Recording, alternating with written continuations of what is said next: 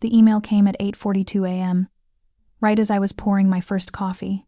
Subject line: Notice of intent to pursue legal action. I thought it was spam. Then I saw the names Connor Pierce and Logan Pierce, my half-brothers. For a full minute, I just stood there, the steam from the mug rising against my face, reading their words over and over until the letters blurred. You have 30 days to repay $16,000 and interest owed from the Pierce-Jones Family Trust. Failure to comply will result in legal action. I set the mug down, slowly. My hands didn't shake, not yet. I am Natalie Pierce, 25, living in Savannah, Georgia. I work as a financial analyst at a small firm off East Bay Street. I like quiet mornings, salt air, and logic things that make sense. Family hasn't made sense for a very long time. My grandparents died when I was 3. They were the only people who ever looked at me without judgment. They left a trust fund in my name, with a single note. When you come of age, share it fairly with any Pierce-Jones children. They couldn't have known what fair would come to mean. My father, Richard Pierce, remarried when I was a child. His new wife, Mary Ann, brought order and smiles that felt rehearsed. Then came my half-brothers Connor and Logan, blonde, loud, adored. I loved them at first. I really did, until love became a competition I never signed up for. When I turned 21, the trust matured. Just over $300,000. I could have kept every cent. Legally, it was mine alone, the Pierce-Jones Trust, tied only to my mother's side. But I believed in fairness. I believed in what my grandparents wrote. So I divided it. $100,000 for each of us. It wasn't enough to make me family. Years later, I took a $30,000 temporary withdrawal from the trust to buy a small townhouse near the river. My father encouraged it. "It's your fun, sweetheart," he said, and I planned to repay it within 2 years. By the time Connor found out, the balance was short, $13,000, and now they called it theft. The phone rang before I could even close my laptop. It was my father. "Nat, don't overreact," he said, voice light but too calm. "They're just upset. You know how young men are. They're threatening to sue me, Dad." A pause. Then, "Well, technically they're not wrong, are they? You did borrow." "I borrowed from my own fund, the one my grandparents." He cut me off with a sigh. "You could have avoided this if you'd just followed my advice." I could almost hear him smiling, the kind of smile that never reached his eyes. By afternoon, the story was on social media. "Some people steal from their own family," Logan posted, with a picture of me cropped from Christmas 3 years ago. The comments poured in: distant cousins, family friends, strangers with opinions. That night, I sat on the porch, listening to the rain hit the iron railing, and something inside me shifted. Not anger, not yet. Something quieter, a kind of numb understanding. They wanted me to panic. They wanted me to beg. Instead, I opened the trust folder again, line by line, clause by clause. And then I saw it, a phrase I'd read 100 times but never really noticed. "Funds designated for the Pierce-Jones lineage shall not be distributed beyond issue of Evelyn Jones Pierce." Issue. As in, children born of Evelyn Jones Pierce. Not Richard's new family.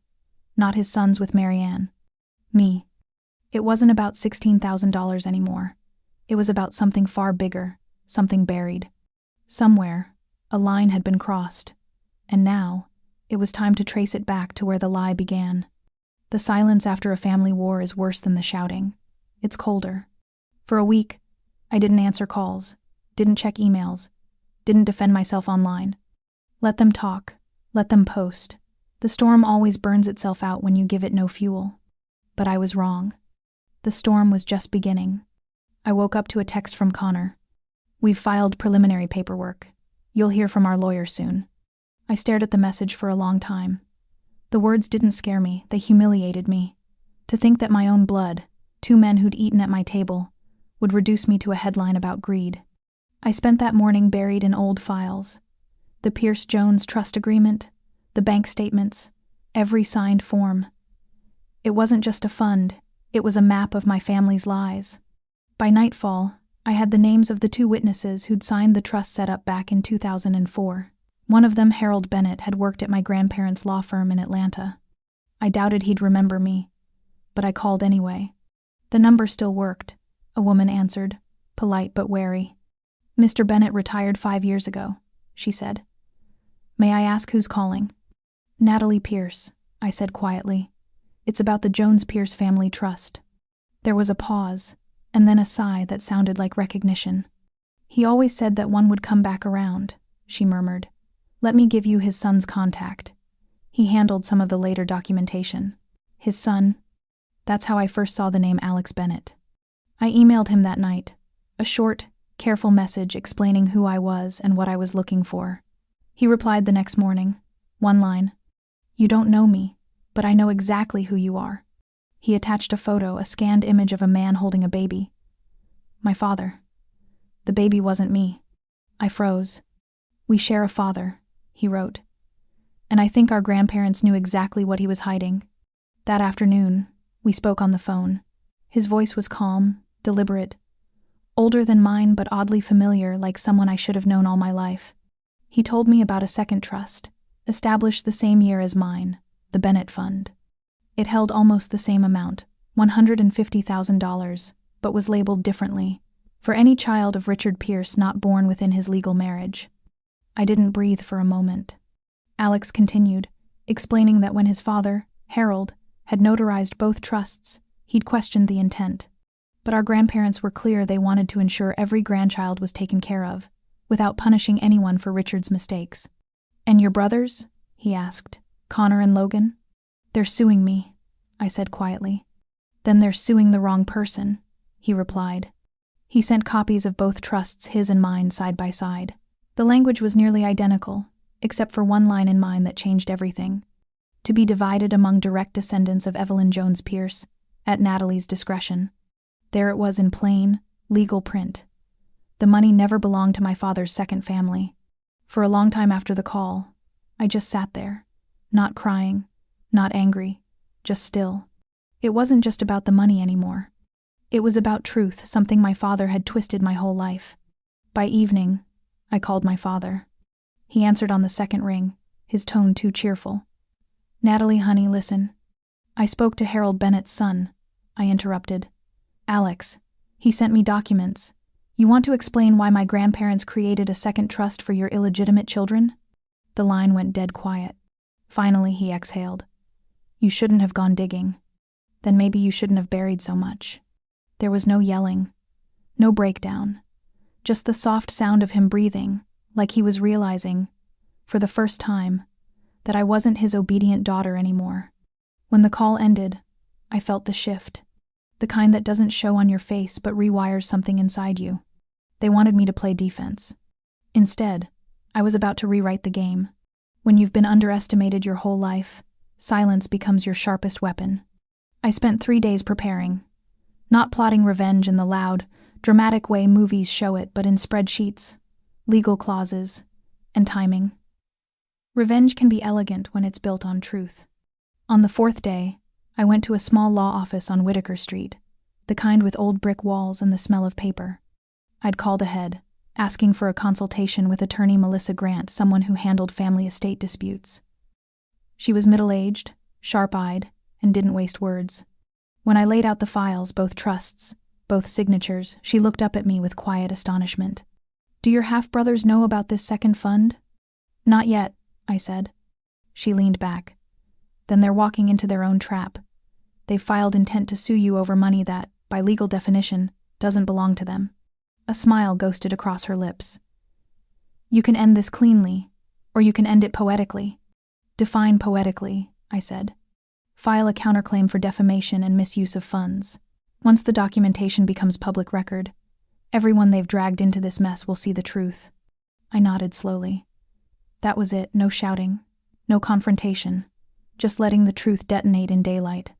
By the next morning, Melissa had sent the formal notice to their supposed lawyer, who, as it turned out, was a friend of Connor's from college, not even certified in Georgia. Within 24 hours, the brothers' confidence cracked. Connor called me first. His voice was tight, defensive. What the hell is this, Natalie? You're countersuing us? You called me a thief in front of our family, I said. You told people I stole what was never yours. You took money out of the fund. My fund, I cut in, created for Evelyn Jones Pierce's descendants. That doesn't include you. Silence. Then a shaky laugh. You're bluffing. Then call your lawyer, I said softly. Ask him to check the clause under lineage definition. That night, Logan posted a long, self-pitying paragraph online about how money ruins blood ties. The comments were turning. Slowly, people began asking questions. Others defended me. Then came the final blow, and I didn't even have to deliver it. Alex Bennett sent me an audio file. He'd recorded a conversation with Richard Pierce, our father, begging Alex not to reveal the existence of the Bennett Fund. In it, Richard's voice was desperate, cornered. If Natalie finds out about the other trusts, she'll go nuclear. You don't understand, I told Marianne. There were no other children after her boys. But there were, Alex said coldly. You just hit us better. It was quiet after that. Then, the sound of a man realizing his whole facade was collapsing. Alex had already verified the recording's authenticity with his own lawyer. When it leaked accidentally or not, it spread like wildfire through our extended family group chats. Within 48 hours, the lawsuit disappeared. Within 72, Marianne threw my father out of their house. I didn't gloat. I didn't post. I didn't need to. Connor sent me one last message, a voice note. His tone was quieter than I'd ever heard. You didn't have to ruin everything. I listened once, then deleted it. I didn't ruin anything. I just stopped letting them live off lies. That weekend, I drove to the old cemetery by the marsh where my grandparents were buried. It was early evening, the air heavy with rain. I stood there with the documents in my hand, the original trust folded neatly. I kept it fair, I whispered, the way you wanted. A breeze came through the moss-draped trees, carrying the faintest scent of salt. For the first time in months, my chest felt light. The war was over. But there was still one visit left to make, the kind that brings peace, not pain. It had been 2 months since the lawsuit vanished. 2 months since the headlines in our family group chats turned to silence. The world had moved on. But the echo of what happened still followed me like a hum you can't unhear. I didn't plan to see him again. But when Alex called and said, "He's asking for you," I knew what had to come next. I found my father at a small hotel off Highway 17, the kind where curtains are always half-drawn and time feels stale. The once proud Richard Pierce, who wore tailored suits and carried himself like a man born to lead, now sat in a wrinkled shirt by the window, staring at the traffic below. He looked older than I remembered, not just tired, diminished. "Natalie," he said softly, like he wasn't sure he was allowed to. I didn't sit yet. I stood across from him, the distance between us heavier than ever. "You wanted to see me?" He nodded. "I wanted to explain." I folded my arms. "No, you wanted to fix it. There's a difference." His jaw tightened, the old flash of pride returning for a second before fading again. "I never meant for things to go this far," he said. "I thought I could." "Control it?" I interrupted. "Like you controlled everything else?" He looked away, hands trembling.